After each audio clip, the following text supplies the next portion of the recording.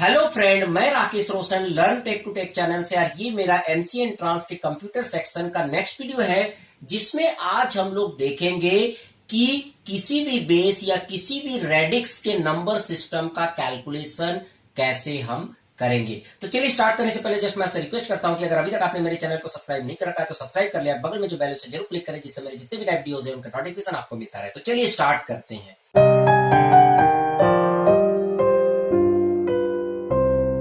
तो दोस्तों, सबसे पहले हम समझ लेते हैं कि बेस और रेडिक्स क्या होता है। जनरली अगर आप बाइनरी में देखेंगे तो क्या होता है, उसका बेस 2 होता है, ठीक है।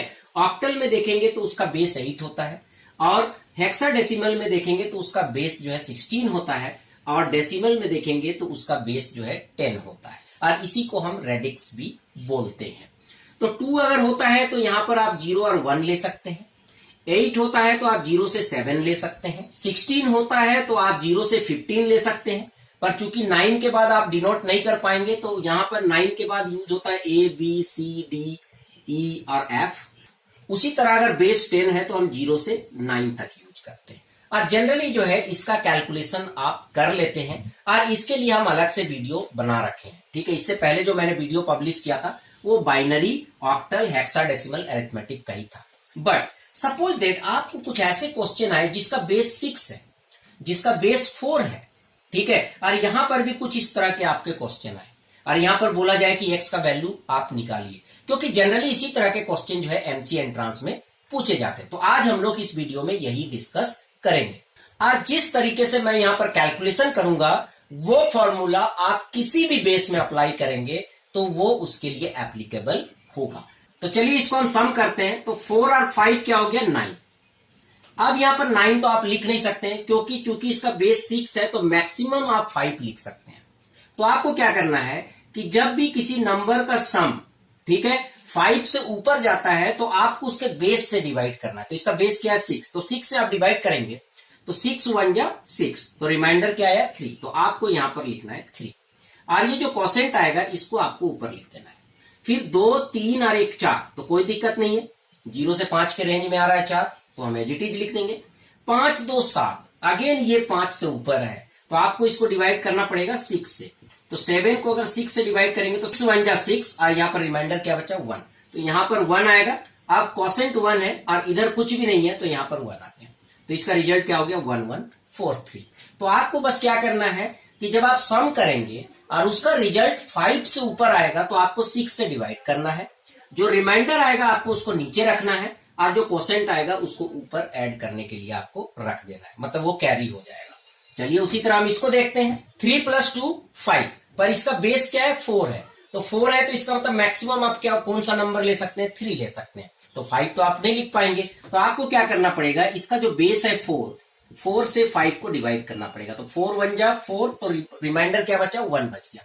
तो यहां पर आप 1 लिखेंगे, और क्वोशेंट 1 है तो इसको ऊपर लिख लेंगे। तो 2 3 1 4, तो 4 भी आप नहीं लिख सकते हैं, क्योंकि अगर इसका बेस 4 है तो 0 से 3 तक ही अलाउ है।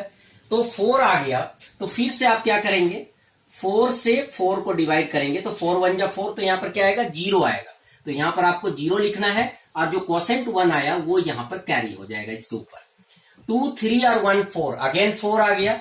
तो 4 1 जा 4 0, तो अगेन यहां पर 0 आएगा, ये जो क्वोशेंट आएगा वो यहां पर आ जाएगा। तो इस तरीके से आप इसको क्या कर सकते हैं, सम कर सकते हैं। तो इस तरीके से किसी भी तरीके का बेस हो, चाहे कोई भी रेडिक्स हो, 4 हो, 5 हो, 6 हो, 7 हो, 11 हो, 15 हो या फिर 20 हो, आप इस तरीके से सॉल्व कर सकते हैं। तो दोस्तों अब हम नेक्स्ट देखते हैं कि इस तरह के क्वेश्चन भी आपके आ सकते हैं, और ऐसे क्वेश्चन जनरली देखा गया है कि एमसी एंट्रांस में पूछा जाता है, जहां पर इस तरह का कुछ इक्वेशन होगा, जैसे 1x है, इसका बेस 6 है, 1 2 है, इसका बेस 7 है, तो इस x का वैल्यू क्या होगा, तो इसको आप कैसे सॉल्व करेंगे। तो जनरली क्या होता है, अगर कोई नंबर बाइनरी में है, ठीक है, सपोज दैट 101, इसको अगर डेसिमल में चेंज करना है तो आप क्या करते हैं, 2 का पावर 0 1 2, फिर 0 इंटू 2 का पावर 1, और 1 इंटू 2 का पावर 0। तो किसका पावर लिखते हैं, जो उसका बेस होता है, क्योंकि जो बाइनरी उसका बेस क्या होता है, 2 होता है। यहां बेस क्या दिया हुआ, 6, तो आपको लिखना है 1 इंटू 6 का पावर 1, x इंटू 6 का पावर 0, 1 इंटू 7 का पावर 1, और 2 इंटू 7 का पावर 0। तो यहां पर क्या आ गया, 6, और ये हो गया x, और यहां पर 7 + 2 9, तो इसको अगर आप सॉल्व करेंगे तो x इक्वल टू क्या आ जाएगा 9 माइनस 6 दैट इज 3। तो यहां पर इसका आंसर क्या हो गया 3।